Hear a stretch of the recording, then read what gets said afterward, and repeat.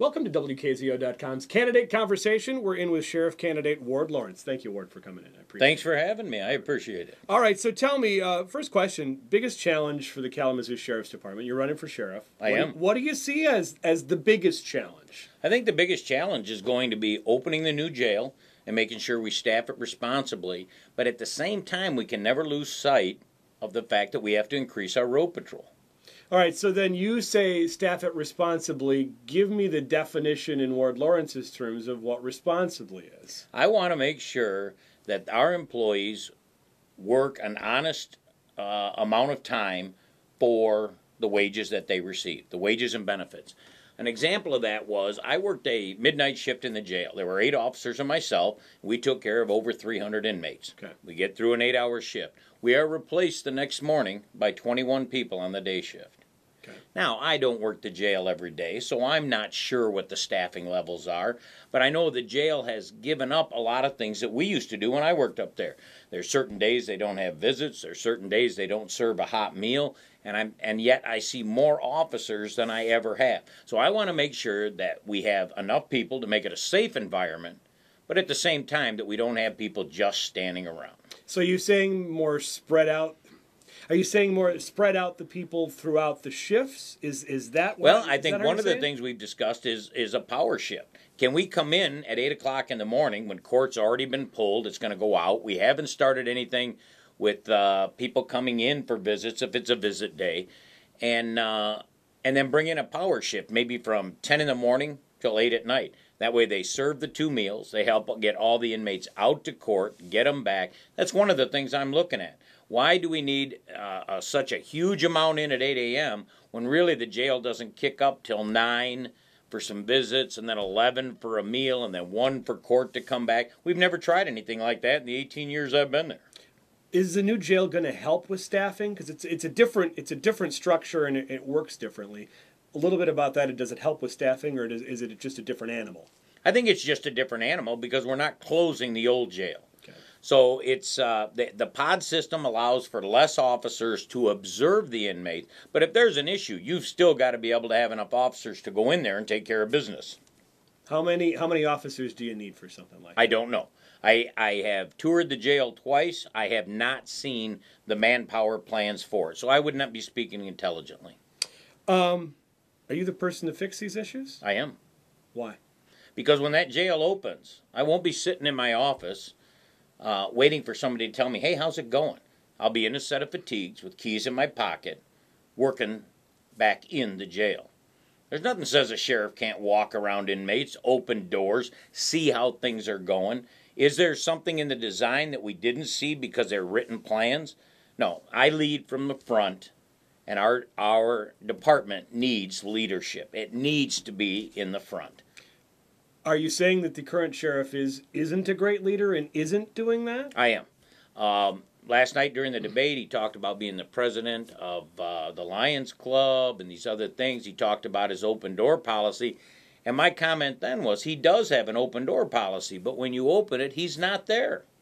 I think a sheriff needs to be in the building and not be an absentee leader. Sure, he's got an undersheriff and he's got captains, but still, if they're not doing the jobs that they're supposed to be, how is he ever going to know? That's what my argument is. You're not going to report to me how the new jail's going. I'll know for myself how it's going. There was a question, I believe, from yesterday that asked about a no-confidence vote on the sheriff. There was in the after, we were interviewed afterwards on a camera, and I was asked that. Did you vote in favor of a no-confidence vote, or how did you vote in that? I voted, but I think that's my business. All right. You're a union member, how did the union vote? The union voted unanimously for the group that was at the meeting. And let me correct myself. I voted. I did not vote at the meeting. I was present at it. Okay. By the time I left, that had not come up. Okay. They said I'm being told there were 40 people there, and it was a unanimous vote. They're in negotiation. They're talking to the sheriff about it, and now they're doing a survey of the entire department, confidence or no confidence. Okay. And I filled out my survey, which I won't disclose how I filled it out. I think it would be I can't imagine what it would be like to be the sheriff and have your working body of your department come up and vote you no confidence. That's got to be very demoralizing to him, and I don't think it's fair for me to comment on it. Why'd they vote that way? Well, the other thing in regard to that, it had to be hard for Mike Anderson to watch his deputies picket him. So it happens to management sometimes, and Sheriff Fuller's obviously not the first. Why did it happen? I don't know, because at the meeting I went to, it was in regard to the contract. Here's where we are, here's where we're going, here's things we like and don't like, and there was some negative things said, but there always is around contract time. And it was after I left that whatever initiated that came up. So I do not know the specifics that were thrown out to make a union member stand up and say, hey, I want to move for a no confidence vote against the sheriff, people to second it and unanimously approve it. Is there a morale problem in the sheriff's department? There is a morale problem in the sheriff's department. Why? We're not going forward in any direction. One of the things that kicked it off was when they said we're going to build the new jail. A week later, these are the layoffs. Wait, we put a building in front of people? That hit the department very hard, and it was never fully explained. They're also going out saying that everybody who's been laid off is back. I don't believe that's true. We lost a detective. That detective isn't back. There are positions that were not refilled. So if we're going to cut those positions, let's say that they're officially cut and the positions we have left are refilled. But let's not do the shell game of, yep, everybody's back and we're all happy. People there aren't happy.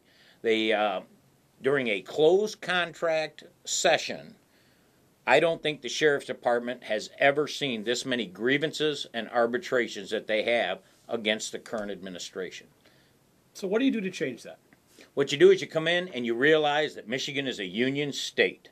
You realize that you have a union and that you're going to have to negotiate. What makes me a great negotiator? I could see that was your next question. That's going to be the fact that every call I've ever been on. Don't hit your wife. Don't be mean to your kids. Don't point that gun at me. They're all negotiations. And that's what I think management is when it comes to dealing with a union. The union are not money-grubbing people. They want a livable wage and benefits, but they also want their agency to move forward. So there's places to promote. There's things they can do. They don't want to stonewall the administration and say, oh, this is as good as it gets, and this is what we get because we're greedy, and hide it all behind a wall. But I also think that they have to be dealt with very, very honestly. Yes, we can do that. No, we can't. Hey, let's look for some middle ground. And I believe that this administration, the undersheriff and the sheriff, have dealt with the union in such a way that they don't believe them anymore. Now, I'll be the first to tell you, I have nothing to do with any of the negotiations. I'm not a union member, and a union official. Okay. So if you wanted to hunt somebody down for more clarification, but you can't work in our building and not know that there are issues between our union and this administration. I'm going to switch gears a little bit, and this has been talked about for probably the past, I want to say 6, maybe 8 sheriffs. Consolidation seems to be a dirty word, and you always end up getting to a precipice and end up falling apart. Mm-hmm. Do you think that it's A, important, and B, how do you get it done if you're sheriff? Okay, consolidation. First, let's clarify that. Consolidating dispatch or just make a Metro PD? What are you asking me about? I'll ask first about 911 dispatch, and then I'll go Metro PD. For 16 years, I believe, we have tried to get a consolidated dispatch. You see it around the state. It's a very popular thing, and it would be very popular with me. I would like nothing more than to turn dispatch over to an authority and have one less responsibility. But prior to that, I want my 6 deputies that are out of there. We have 6 deputies that are certified police officers being paid to dispatch patrol officers. There was a time that was the norm. We're past that. We need to get those people out, replace them with civilians, and then if consolidated dispatch happens, we send our civilians over. We've provided them with the bodies that we need, but at the same time, those deputies are out doing police work of some, whether they go to the jail or the road, that's got to be negotiated, that's got to be looked at.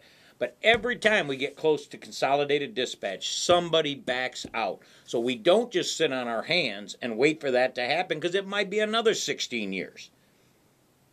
We get those cops out of there and we get them moving. The day they have consolidated dispatch, I'll cut the ribbon.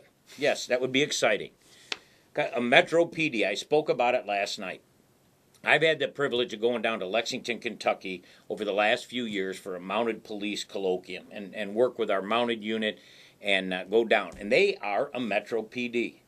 Good Lord, it took me years. I'd say, well, are you county or city? They go, no, Ward, you don't get it. We're Metro. And I'd ask that every year. Finally, it dawned on me, holy crap, they only got one police department. But the one thing, and I asked them, how can they do that? One thing they don't have in Kentucky is township government. So they are missing a section of government that we have. So if we're going to give up our police departments, the village of Vicksburg has to say, yep, we understand, we give up all rights, we know we're going to get protection. So you got to get government out of the way, or to agree, if you will, before you can mesh those police departments. And so I am all for a Metro PD, but it's so much easier to sit back and go, let's consolidate, and then sit down in a room and get it done. I'm for it. I would be excited to help in it. I'm not sure it's going to occur in my lifetime. But it will not be because I didn't try. So you don't think that Schoolcraft and Vicksburg and some of these other places will say, sure, that sounds like a great idea to us. I think they would be the first ones to jump in. And the reason is because a police budget is very hard on the smaller towns and municipality. I think to go into city government and say, hey, we're meshing with the sheriff's department, you no longer have a say or word over your individual officers. Appreciate it, just write us a check and we'll get it done.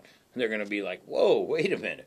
You know, those are our employees. We want some say in how they're handled and what. I think the moving government out of the way would be almost a biblical thing. But maybe time will prove me wrong. All right, quick closing statement. Yes, Go ahead. My closing statement would be, I really appreciate what MLive did. People ask me all the time if I have, how's the campaign going? I don't know. They don't poll at our level. And so often I don't think people are fully aware of who we are. Last night we got to do an hour on a televised feed to show people, look, this is the difference between the two of us. Places like your radio station are bringing us out saying, hey, meet these guys. Listen to them. Make a difference. The one thing about my candidacy that I don't think I can do enough is say thank you. Thank you to you, to the people that are getting us into the public, and for the people that have helped me along the way. I think I can make a difference in the Sheriff's Department. In fact, I know I can, and I'd appreciate a vote on November 6th. But even if it's not a vote for me, it's got to be a vote. My son and many service people around the country are out there, and they've made and protected that right that we have. We don't paint our thumbs purple. We don't have to walk around with a certain headband on. We get to walk in and vote in a free country that we're proud to be a citizen of.